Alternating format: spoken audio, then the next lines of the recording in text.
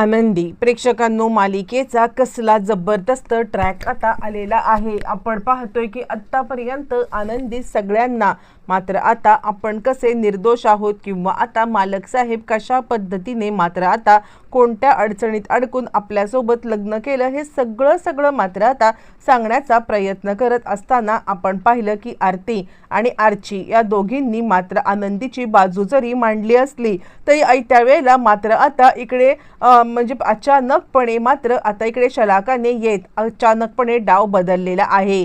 पण ज्या वेळेला मात्र आता सत्य इकडे आबांना समजलंय त्यावेळेला आनंदीची त्या घरामध्ये होणारी फरफट आणि आता आनंदीवरती दाखवलेला अविश्वास यामुळे मात्र आता स्वतः आबा आनंदीला आणण्यासाठी आलेले आहेत, ते म्हणजे इकडे घरी। आणि ज्या वेळेला आबा आता आनंदीला आणण्यासाठी आलेत आणि त्याच वेळेला पृथ्वीला असं काहीतरी समजलंय आणि त्याचे डोळे उघडलेत आबांच्या समोर माफी मागत, मात्र आता तुमच्या मुलीवरती अविश्वास दाखवून मी खूप मोठी चूक केली ही गोष्ट मान्य करत मात्र आता तिकडे त्यांनी आबांची माफी मागत आनंदीला ठेवण्यासाठी सांगितलेलं आहे। पण या सगळ्यावरती आबा आता काय उत्तर देणार आणि स्वाभिमानी आबा आपल्या लेकीला तरी सुद्धा तिकडे ठेवणार का, काय नक्की घडणार आहे सविस्तरपणे पाहू। इकडे आपण पाहायला लागलो की आरती आणि आर्ची या दोघी जणी सुद्धा आता सांगण्याचा प्रयत्न करतात कशा पद्धतीने विद्याधरने हा सगळा प्रकार केलाय। पण शलाका त्यांची मावशी स्वतः सांगते म्हटल्यावरती मात्र आता ही तिन्ही मुलं काय करावं या गोष्टीसाठी खूपच कन्फ्यूज आहेत।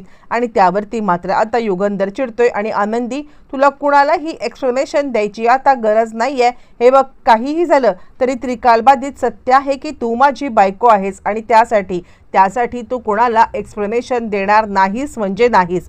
यावरती मात्र आता लगेचच इकडे प्रांजल सांगायला लागतो जे काही सत्य आहे ते आमच्या समोर जोपर्यंत येत नाहीत आम्ही कुणावरती विश्वास ठेवायचा। यावरती आनंदी म्हणते मी तुम्हाला तेच सांगण्याचा प्रयत्न करते, तुम्ही कुणीही असा विचार करू नका की या सगळ्यामध्ये मात्र आता मालक साहेब आत्ता जे काही बोलतायत आणि त्यामुळे मात्र आता तुम्ही या सगळ्यामध्ये दुखावले गेलेले आहात।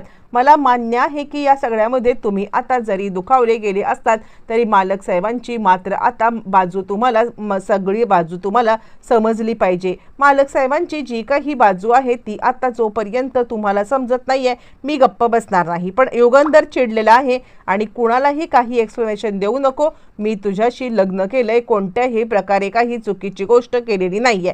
त्यावरती शलाका म्हणते बघितलं पोरांनो, म्हणजे आता लग्न करून तुमच्या आईला विसरणं ही त्याच्यासाठी योग्य ती गोष्ट आहे। आणि असं जर का असेल तर सांगा तुमच्या बाबांना हे सगळं चुकून झालंय, विद्याधरच्या मुळे तुम्ही केलंय, मग आता या बाईला डिवोर्स दे आणि मोकळं हो। असं जर का हा तुमचा बाप करायला तयार असेल तर मान्य करू आम्ही की आता ह्यांच्याकडून चुकून झाले, जा पृथ्वी डिवोर्सचे पेपर तयार कर असं म्हटल्यावरती मात्र आता इकडे विद्याधरच्या डोक्यामध्ये एकच युक्ती आलेली आहे, वा शलाका वा, काय डाव खेळलास तू, म्हणजे आता खरंच तुझं जितकं कौतुक करावं तितकं कमी आहे।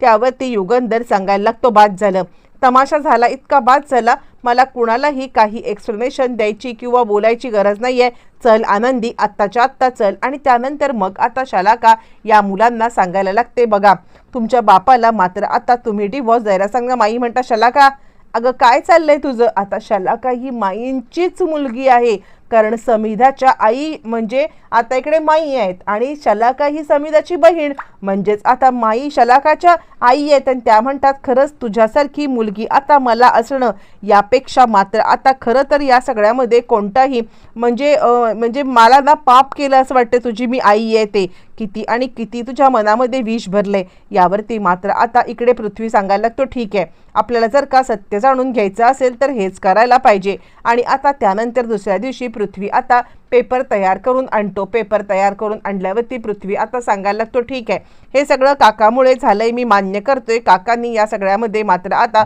आनंदीच्या सोबत जे करायला नको ते केलं, काकाचं चुकलं, सगळं मला मान्य आहे। पण आता त्यावरती सोल्युशन म्हणजे एकच की तुम्ही या डिवोर्स पेपरवरती सह्या करा आणि आता स्वतःच्या मनाला सांगा की या सगळ्यामध्ये आनंदी तुमची जर का फक्त मजबुरी आहे आणि या सगळ्यामध्ये तिच्या आता सगळ्याची जबाबदारी तुम्ही घ्या।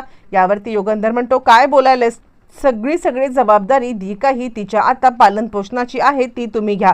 इकडे आनंदीला काय करावं कळत नाहीये आणि त्यावरती मात्र आता पृथ्वी सांगतोय का तुमचं तोंड आता गप्प का झालेलं आहे?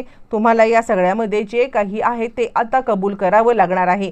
जर का आनंदीला तुम्ही आता बायकोचं स्थान दिलेलं नाहीये असं म्हणताय, मजबुरीमध्ये लग्न केलंय असं म्हणताय, आणि असं असताना जर का आता तुम्ही तिला डिवोर्स दिलात तरच आम्ही मान्य करू की हे सगळं मात्र आता तुम्ही करताय.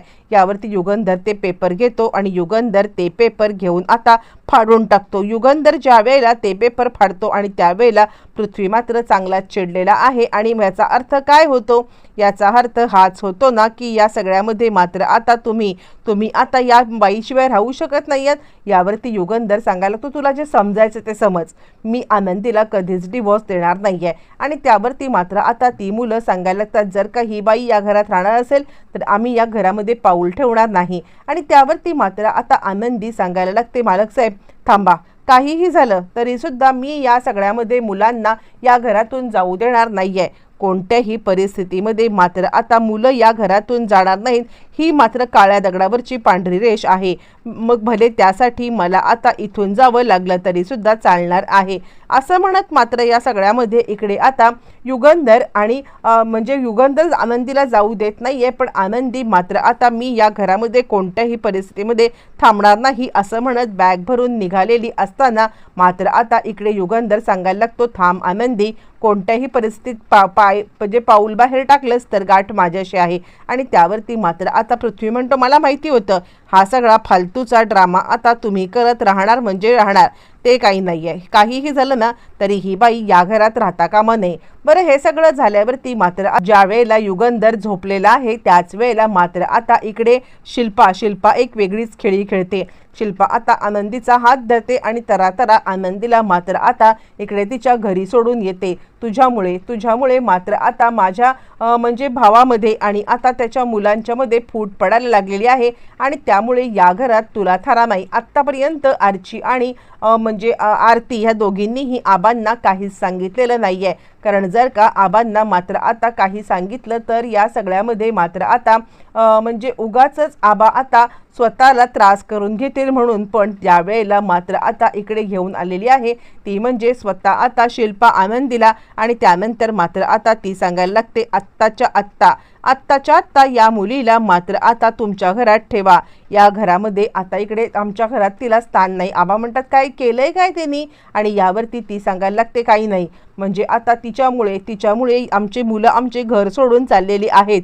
आणि आता तुमच्या मुलींनी तुम्हाला आता सांगितलं नाही का काय घरात तमाशा झालाय तो? असं म्हटल्यावरती आबा आता म्हणायला लागतात, काय ग पोरींनो, अहो काय झालं? आणि असं म्हटल्यावरती मात्र आता लगेचच इकडे ती सांगायला लागते की म्हणजे आरती सांगायला लागते, आबा मी तुम्हाला सगळं सांगते. आणि त्यावरती लगेचच इकडे शिल्पा सांगायला लागते, काहीही झालं तरी सुद्धा आजपासून ही तुमच्या घरातच राहणार. आबांना काहीच कळायला मार्ग नाहीये. आणि आता आरतीने सगळा घडलेला प्रकार इकडे आबांना सांगितलाय. आणि त्यानंतर आबा म्हणतात, मी माझी लेक आता त्या घरात लग्न करून पाठवली होती, बिलकुल मी हे सहन करणार नाहीये. तिला अशा पद्धतीने या घरात आणलेलं ते काही नाहीये. मी त्या घरात जाणार, ते जाब विचारणार आणि मगच माझ्या लेकीला घेऊन येणार. असं म्हणत आबा आता आनंदीला घेतात. आणि आता इकडे आपल्या मुलीच्या बाबतीत कोणतीही चुकीची गोष्ट स्वाभिमानी आबा आता सहन करणार नसतात. आबा आता आनंदीला सांगतात, चल, काहीही झालं तरी सुद्धा आता इकडे अशा पद्धतीने तुला कोणी आणून फेकणं हे मी सहन करू शकत नाहीये. आणि त्यानंतर शिल्पाची पाठ वळताच आनंदी आणि आबा आलेले आहेत, ते म्हणजे इकडे आता युगंधरच्या घरामध्ये. आणि त्यानंतर मात्र आता आनंदी सांगते, आबा चला इथे नका थांबू. यावरती मात्र आता आबा सांगतात, या इकडे, ज्याला कोणाला शंका आहे ना त्यांनी आता इकडे या विचारायला.